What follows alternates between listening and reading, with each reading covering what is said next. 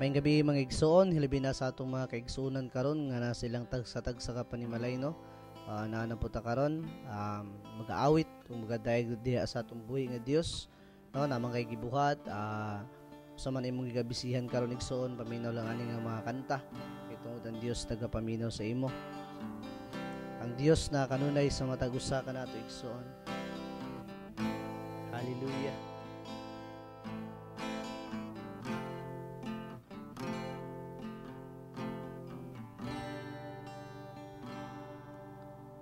Sa kalisdanan ko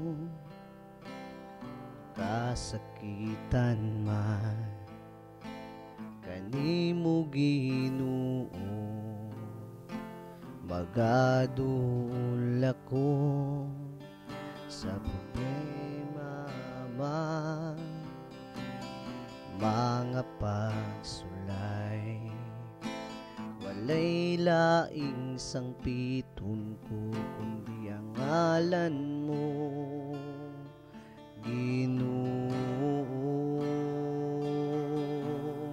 Kay nasayod ko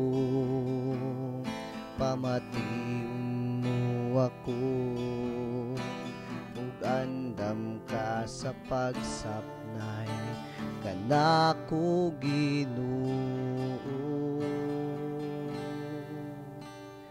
Dalang panan ka, O Diyos kasaguma.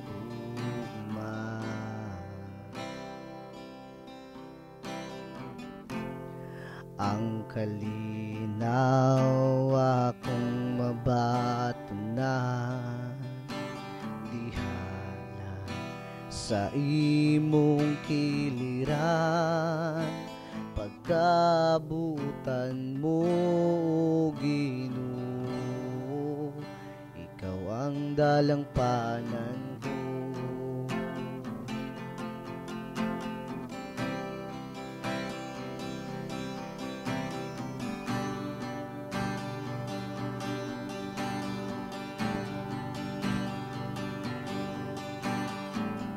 Gamhanan ug balaan ka, O Diyos.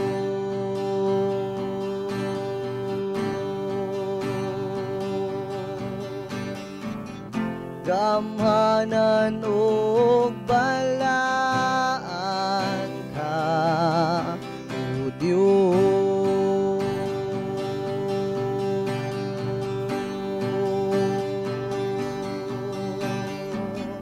Gamhanan ug balaan ka, O Diyos.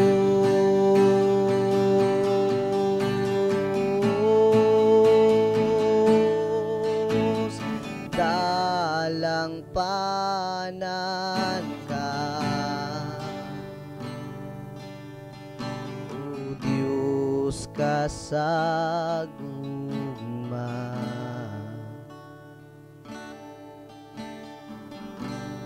Ang kalinaw akong mabatunan, dihala sa imong kiliran, pagkabutan mo Ginoo, dalang panan ka, O Diyos kasaguma.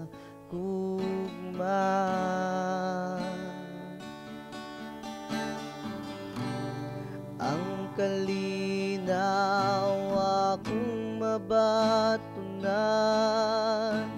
dihalang sa imong kiliran, pagkabutan mo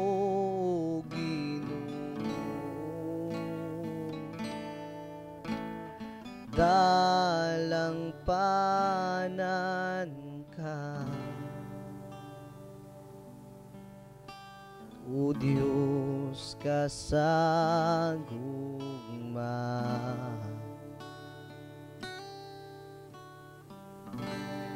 Ang kalinaw akong mabatunan, dihalang sa imong kiliran, pagkabutan mo Ginoo, ikaw ang dalang panan ko. Pagkabutan mo Ginoo, ikaw ang dalang panan ko.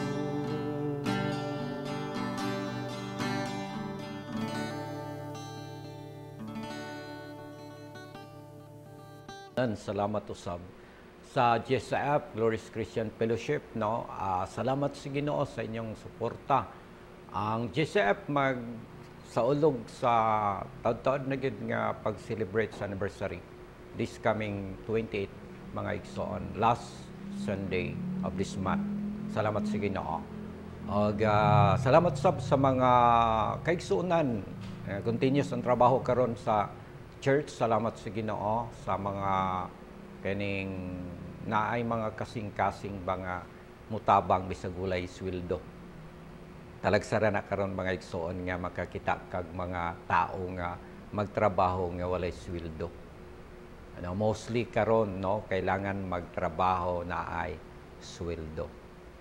Pero nasa church mga igsoon, 2 weeks na silang nagtrabaho walay sweldo. Salamat sa Ginoo sa ilang mga kasing-kasing. No? Then, salamat sad ko sa mga kaigsunan nga ning abag, ning tabang. Isag dili na pangayuan, mihatag para sa trabaho. Salamat sa Ginoo ni ana sa inyong donors. Parte sa ako mga igsoon, di nagi kinahanglan nga mangayo pata sa uban. Diha ra sa sulod sa simbahan, nanay blessings diha. Nanay panalangin diha mga igsoon. Dalaygon ang Ginoo. Salamat sab sa mga chaplain or bishop, ang pikma, nagfellowship mi mga igsoon atong aning month mga igsoon.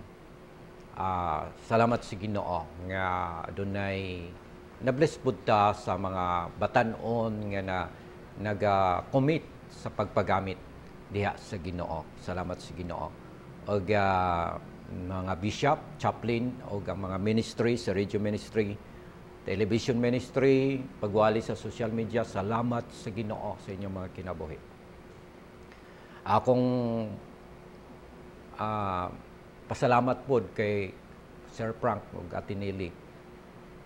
Maayong gabi kaninyo ate og sa tanan mga igsoon nga naga-pray ani nga buluhaton sa Jesus Forever. Salamat sa inyong mga kinabuhi. Now, karon mga igsoon, ang ako, Dios, gusto na ko i-share sa matag usa ang kining gitawag mga igsoon, Tagalog ni siya, no? Naligtas sa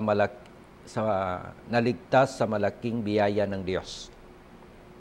Naligtas sa malaking biyaya ng Dios. 2 Thessalonians 2:13 and 14. So now, dinhi mga igsoon tong basahon.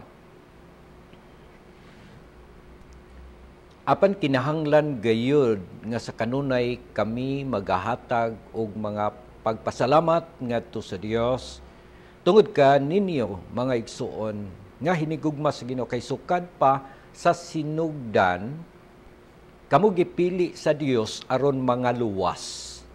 Kamo pinaagi sa pagbalaan kaninyo sa Espiritu Santo ug sa inyong pagtuo sa kamatuoran. Alang niini gitawag kamo niya pinaagi sa among maayong balita. Aron kamo makabaton sa himaya sa atong Ginoong Hesukristo. Ginapamatud-an kini mga igsoon nganong gikinahanglan, no? Nganong gikinahanglan barugan nato ang kining revelasyon, kini nga pulong. 2 Thessalonians 2:13 and 14. Gipili ta sa Ginoo para atong barugan. mga igsoon, ang mensahe sa maayong balita. Gipili ka sa Ginoo nga barugan. Dili ka makigdebate, pero pwede nimong barugan, mga igsoon. Pwede nimong barugan. Aduna kay gika-sharing mga igsoon. Sila nagtuon man gyud sila og debate, no? Debate. Gitawag og debate. Pero ako ra gyud siyang giingnan nga kung pwede lang mag-sharing ta. Kay barugan niya yang relihiyon, yang pundok, o ako sang barugan ang mensahe sa maayong balita. Sa last na kong pangutana sa iya, giingnan ako siya nga, ang tanan bang gisugo sa Ginoo kanimo? Tanan bang gisugo ni Kristo kanimo? Imo bang sundon? Tanan bang gisugo ni Kristo kanimo? Imo bang sundon? Ang tubag niya mga igsoon, akong sundon. Gipabasa nako siya sa Juan 3:3. Except a man be born again, he cannot see the kingdom of God. Kung dili ka magpakatao pag-usap, dili ka makakita sa ginarian sa Dios. Wala siya katingog mga igsoon. Ay ang hunahuna nila nga ang born again, reliyon. Ang hunahuna nila, ang born again, relihiyon. Ang born again, kausaban sa kinabuhi. Gikan sa daotang kinabuhi, ngadto sa maayo nga kinabuhi. Matarong nga kinabuhi. Muna siya born again. Gipangutanan ako siya, born again ba ka? Wa siya katubag. So, sometimes sa atong kinabuhi, mga igsoon, atong barugan. Atong barugan. Di man kinahanglan makig-away. Di man kinahanglan, i-share lang nato ang maayong balita. Okay? Matod pa din mga igsoon. Kung nakasinati ta, or naatay na dunggan, nga nalunod. Nalunod siya, dayon aduna dayoy buutan nga tao nga ni luwas kaniya.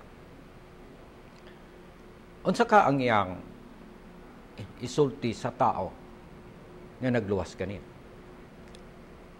Siguro magpasalamat. Di ba? Magpasalamat. Salamat, igsuon, nga giluwas mo ako. Mugyapon sa atong kinabuhi. Ang atong kinabuhi, mga igsuon, dili ta makaluwas sa atong kaugalingon bisan pag magpalansang ta sa cross, dili ta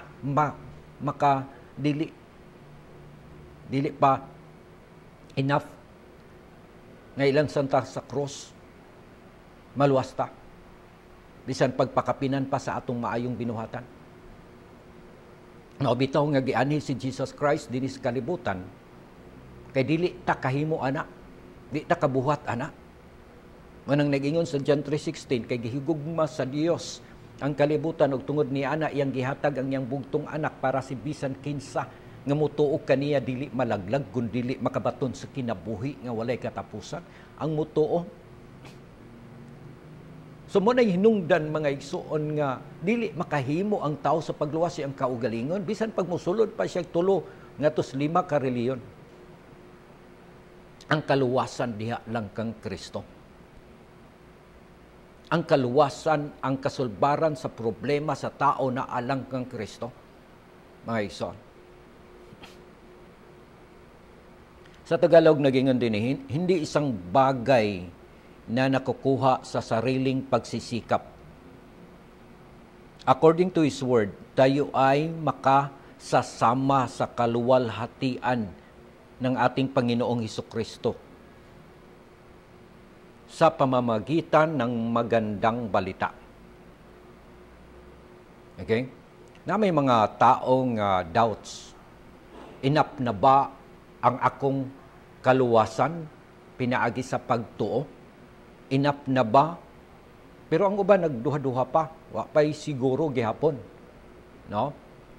Iksoon, 2 Thessalonians 2:13-14. ayaw na pagduha-duha. Ayaw na pagduha-duha. Nga naman, tungod kay gipamatud-an mismo ni Apostol Pablo sa 13 and 14. Unsay ang giingon, mga igsoon? According to His Word, tayo ay makasasama sa kaluwalhatian ng ating Panginoong Hesukristo sa pamamagitan ng kaniyang magandang balita. Kahit pa binanggit ni Apostol Pablo sa mga unang talata ng liham na ito, ang patungkol sa mga suwail, masasamang tao dito sa mundo. Pero ang tagumpay, mga igsoon, ay nasa Panginoong Hesukristo pa rin. Suwail, ambot pasabot, niining maong pagwali or pag-share sa word ni Apostol Pablo ngadto sa mga kaigsunan. Wala. Dili buot pasabot nga walay mga suwail, walay mga kuan ba kanang mga rebelde. Walay mga kanang ga-oppose sa trabaho. Walay kanang dili buot pasabot nga kanang perfect na ang mga tao wala og gipapagpakaon aparihag hunahuna dili. Naagihapoy nagkabahin-bahin nga hunahuna. Sa akong pagwali na ay ga-appreciate. Naapoy nag-depreciate sa atong mga pagwali, no? So ambot pasabot dili pariha ang pag-accept. Og mag-post ka, mga igsoon, og ang kaluwasan na akang Kristo, dili man 100% nga ginasuportaran. Kaya naapod uban nga ang ilang belief, ang ilang pagtuo sa ilang natun-an. Okay? Now, paano makatutulong sa inyo ang talatang ito sa pagtitiwala sa tapat na pagmamahal at pangako ng Diyos kahit tayo ay hindi perfecto? Paano makatutulong? Paano makatutulong sa atin? Paano? Ang pangako ng Diyos, kahit tayo ay hindi perfecto, nung ang talata na tayo ay sapat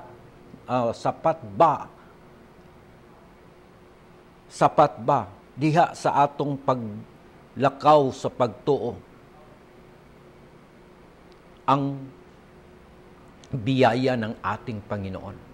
Sapat ba? Yes, 100% sapat. Yes, 100% ang promise ni Lord sa ato. So, ayaw duha-duhai. Paano natin makakamit ang ating natutunan para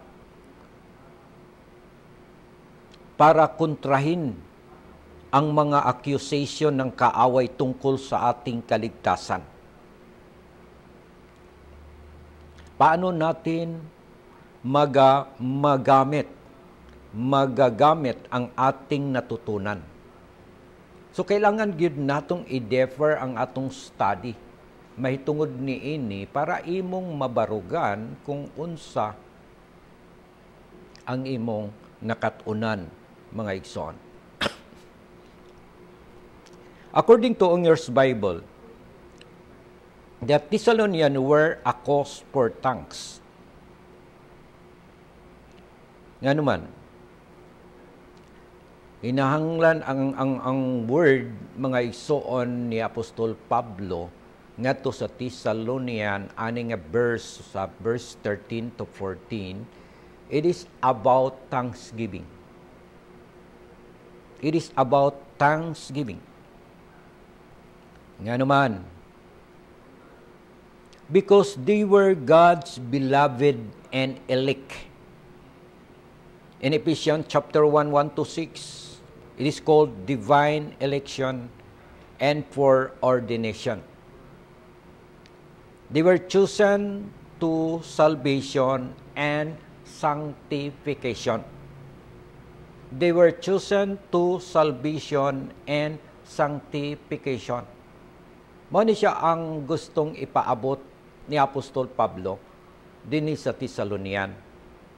Nga gusto nilang i-emphasize kay daghan man pud nga wala kasabot. Pero mostly sa mga Thessalonian nag-serve faithfully sa ating Panginoong Hesus. Okay? Now, we are chosen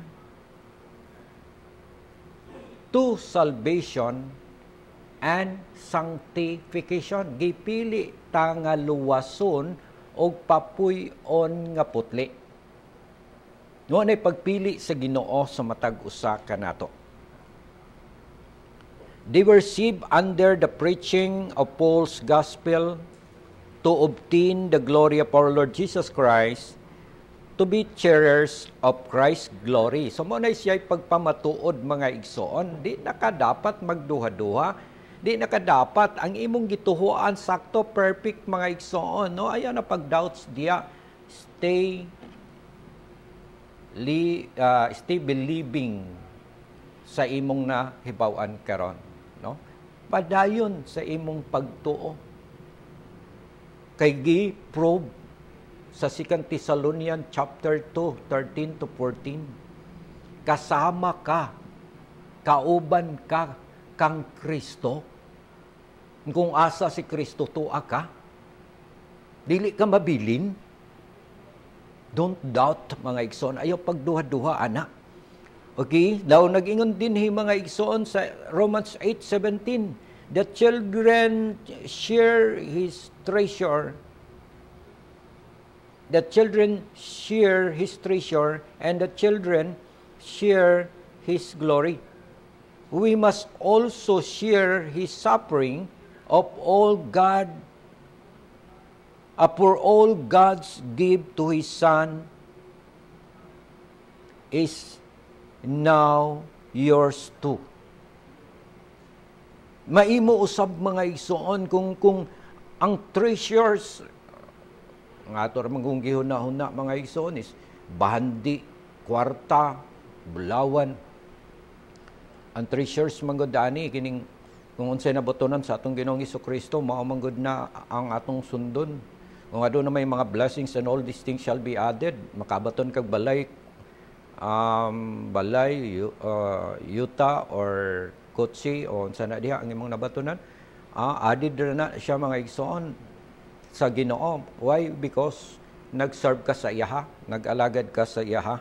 You know, and 2 Timothy 2:12, no? Nagingon din mga igsoon nga when you are going to sit with Him and roll, but if we give when we suffered and turn against Christ, then must turn against us.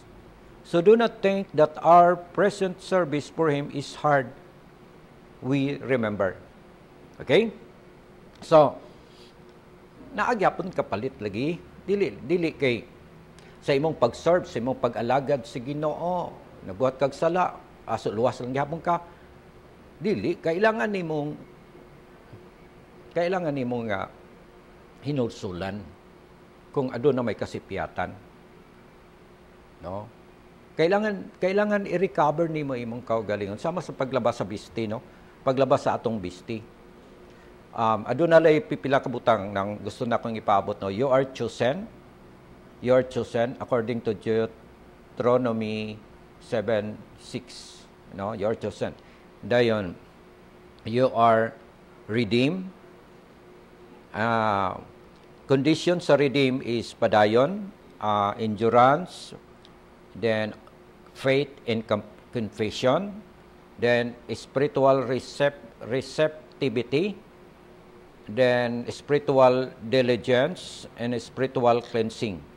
Mo na siya ang condition sa salvation, mga igsoon. Dayon, ikatulo is sanctification.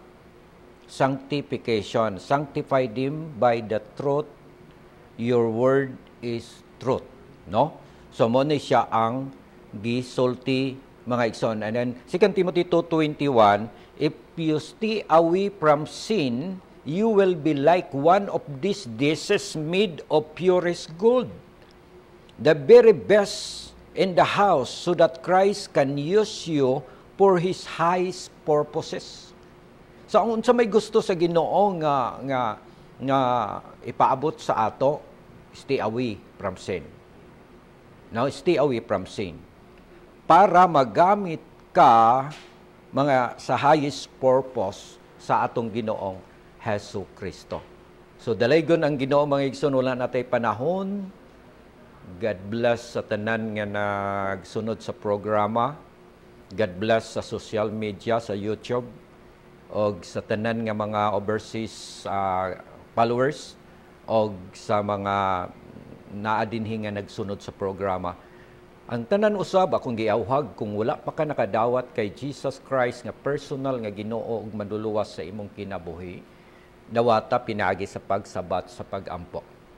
Okay? Sabat sa akong pagampo, amahan, sa ngalan sa imong anak nga si Jesus, midawla ko diha kanimo, nagapangayo og pasaylo sa akong mga sala, gikan sunauna sa pulog sa buhat. Pasaylo ako Ginoo, og talikdanan nako ang sala, ug mosunod nako kanimo. Akong isugid karon sa akong baba nga ikaw Ginoo, ug motuwa ko sa kinasingkasing gayud nga ikaw nabanhaw gikas mga minatay. Salamat sa pagluwas mo kanako ug pagsulat sa akong pangalan sa libro sa kinabuhi sa ngalan ni Jesus. Amen. Ang tanan nagsakit, nagbalatian karon, o asa man ka nahimutang sa hospital man or naaman sa balay, nigampo ko para sa imong kaayuhan. Labi na sa among kauban karon sa intercessors nga si Pastora Ana, tandog nga nasa hospital, nagpray ko sa madali nga kaayuhan kay naoperahan manggod siya. So salamat sa Ginoo. Hallelujah. So pray ta mga igsoon, tanan nga naisakit. Pray ta. Amahan nga Dios, salamat kaayo ning dapit sa kagabion. Imong pulong nagsulti nga imong gidala dito sa kahoy ang among mga sala para dili na kami gamahan sa sala. Ug pinagi sa imong mga labod kami naayo. Among gi-claim ang maong word karon nga ikaw gilatos para sa among kaayuhan. Among gi-claim kang Pastora Ana nga maabot kaniya ang healing sa ngalan ni Jesus. Nang nasa mga hospital karon Ginoo Lord God, akong giampong imong i-recover tanang sakit balatian kay kasalimpulo payo sa lapalapa. Og salamat Lord sa pagmilagro sa tanan, paghikap ug pagmilagro sa tanan nga naisakit balatian karon. In Jesus' name. Amen. Wala tayong panahon mga igsoon, ubos ninyong alagad, magpasalamat sa inyong pagsunod sa Jesus Forever Ministry ug may gabi sa tanan. Amen.